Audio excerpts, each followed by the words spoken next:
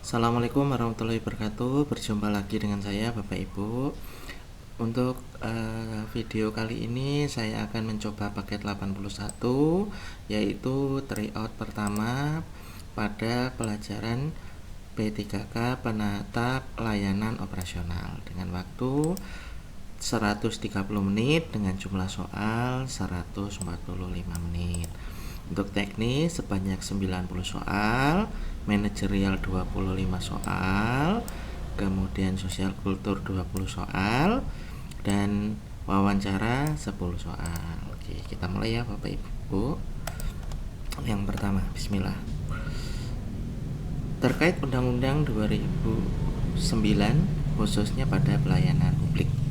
Anda adalah penata layanan operasional di kantor imigran kelas 1 khusus yang menangani pelayanan pembuatan paspor bagi masyarakat.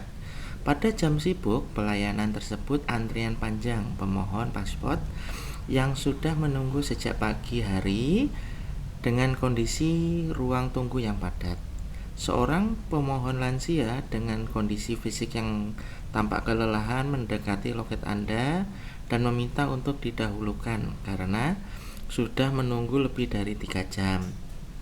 Beberapa pemohon lain juga sudah menunggu lama, mulai protes permintaan tersebut karena dianggap menyerobot antrian.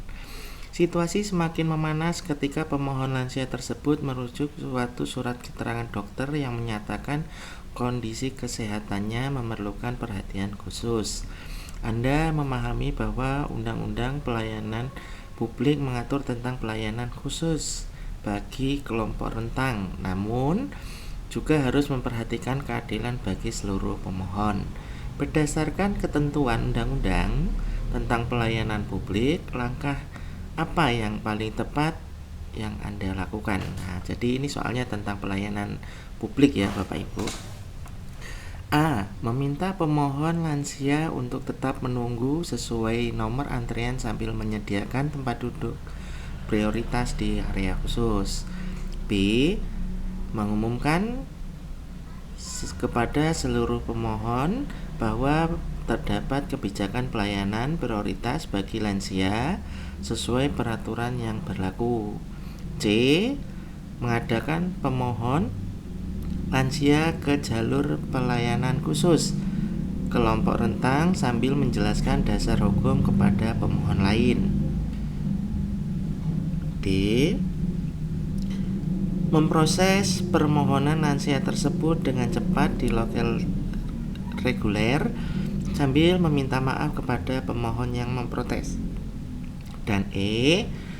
Koordinasi dengan petugas keamanan untuk menenangkan situasi sebelum memutuskan pemberian prioritas pelayanan. Nah, kita ketahui bahwasanya pada pelayanan publik Bapak Ibu teman-teman sekalian itu ada khususan pada beberapa golongan, kalau nggak salah 4 Bapak Ibu. Nah, salah satunya adalah yang tua ataupun yang sakit. Jadi jawaban yang paling tepat adalah yang C. Ya. Selanjutnya yang nomor 2. Terkait sistem pengendalian internet pemerintah. Anda adalah penata layanan operasional di lembaga permasyarakatan kelas 2A yang bertanggung jawab atas administrasi, rekrutasi, kunjungan keluarga, warga binaan, dan permasyarakatan. Dalam pelaksanaan tugas harian, Anda menemukan adanya ketidaksesuaian antara data pengunjung yang tercatat di buku registrasi dengan data yang terinput dengan sistem aplikasi kunjungan. Setelah dilakukan penelusuran, awal ditemukan bahwa selisih data tersebut karena beberapa petugas pada shift malam tidak melakukan input data secara real time ke dalam sistem. Kondisi ini juga berlangsung selama 2 minggu terakhir dan berpotensi menimbulkan permasalahan keamanan serta akuntabilitas data. Kepala Subseksi Registrasi meminta Anda untuk menganalisis situasi dan memberikan rekomendasi perbaikan sesuai prinsip pengendalian intern.